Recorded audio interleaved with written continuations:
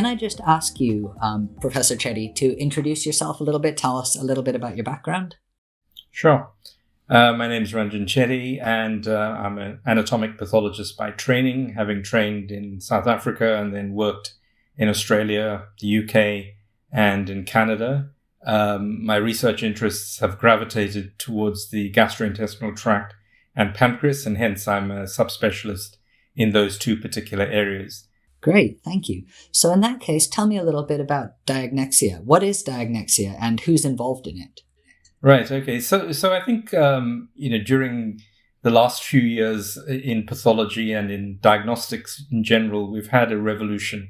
We've had the molecular revolution, and we're in the midst of that, and precision medicine. And the next revolution, which is sort of hot on the heels of this, is the artificial intelligence, digital pathology or computational pathology revolution, in which we find ourselves in the midst of.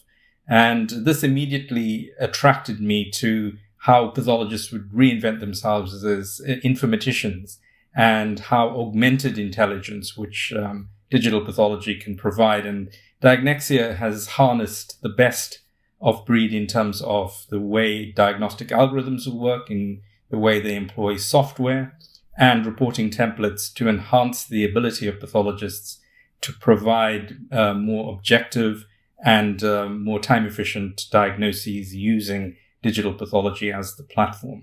And so Diagnexia is a pioneer in this particular area, and hence I was attracted to the mission of this particular company. So what subspecialty areas does Diagnexia cover?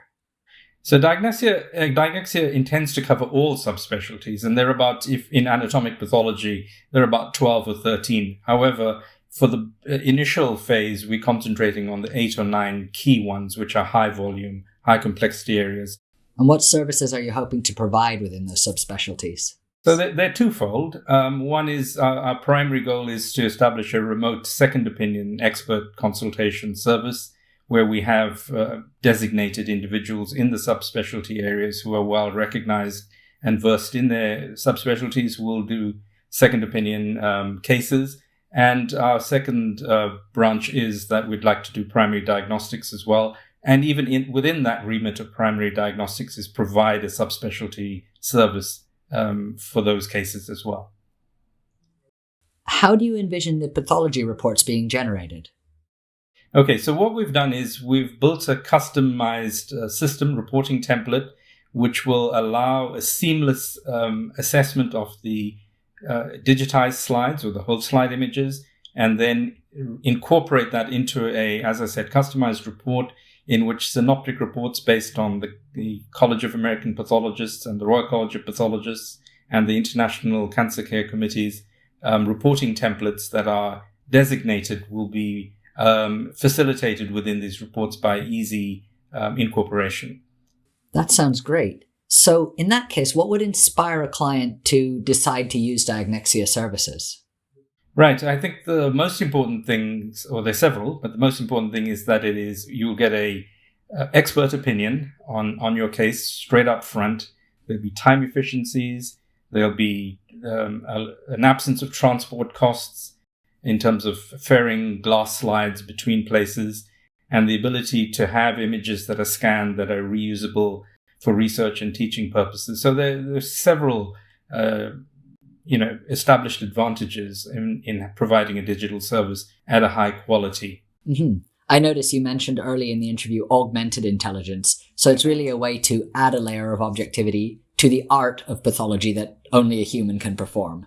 Absolutely. It's not to replace pathologists by no means. I think it's to supplement our armamentarium of tools and to ensure that we can reach the best possible diagnosis.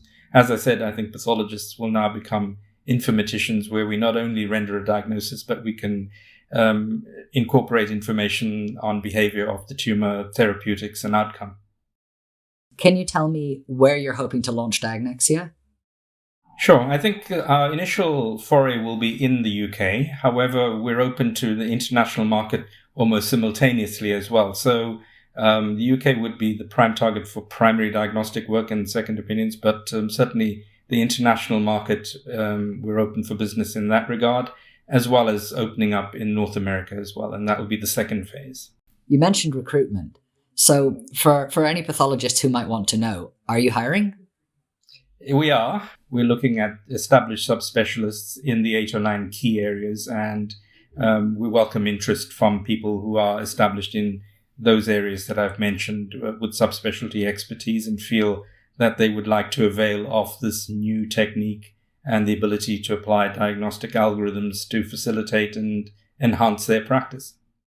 I think just to summarize, really, I think this represents a really important and interesting departure from our usual mode of practice. It's exciting. It incorporates computational pathology and provides that layer of objectivity.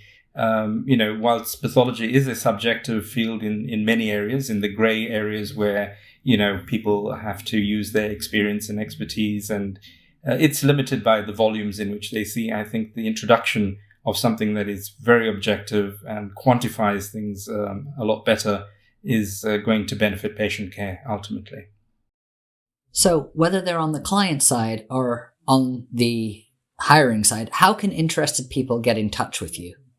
Well, we have a website, and diagnexia.com is soon to be available and will be active in due course, and we have a contact us facility on that website. What about social media? It's huge in pathology spheres. Are you on social media? Absolutely. At Diagnexia is on Twitter, as I am, at Ranjan Chetty. So yes, please follow us. All right. Well, thank you very much for your time, Professor Chetty, and thank you for introducing us to Diagnexia.